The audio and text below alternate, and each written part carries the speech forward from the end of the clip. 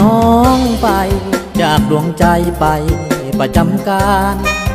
หน้าที่อ้ายเป็นทหารรักษาลำธารเขตน้ำแดนดินไปอยู่สายแดนรักษาเขตแคว้นที่อยู่หากินบ่ให้ภัย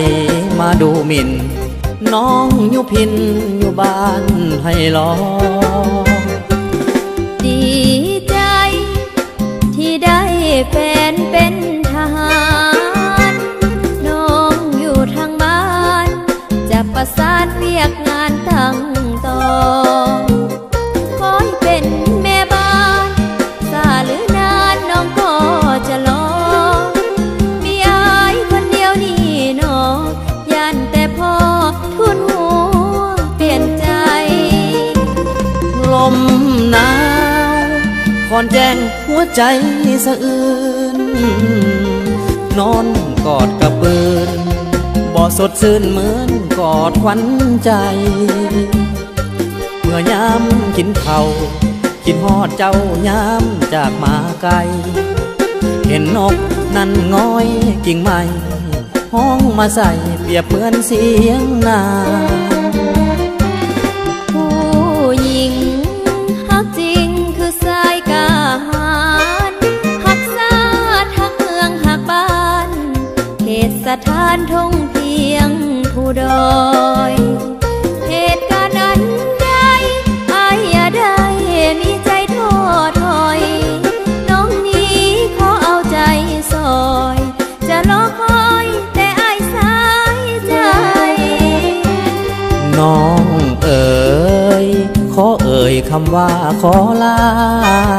ถ่ายเดือนเด้อให้อายมาน้องสิถ่ายอายมาไวอายไปเพื่อสาน้องก็หักษาเหนือสิ่งใดใด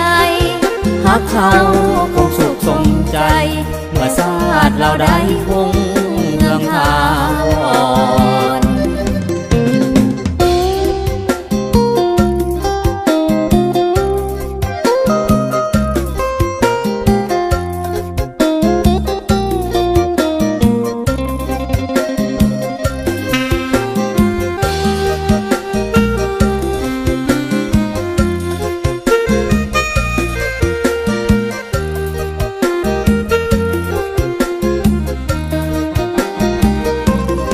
ลม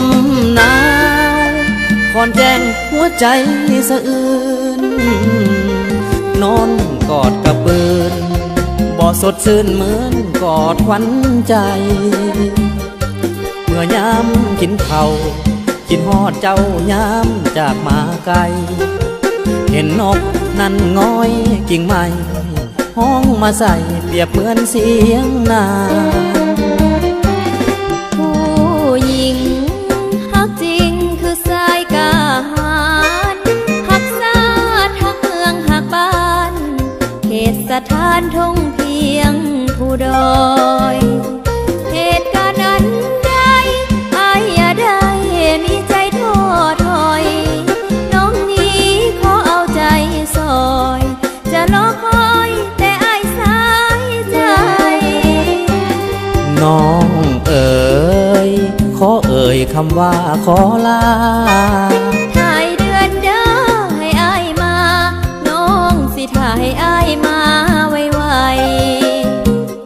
อายไปเพื่อสาน้องก็หักษาเหนือสิ่งใดใดหักเขาคงสุขสมใจเมื่อสาดเราได้คง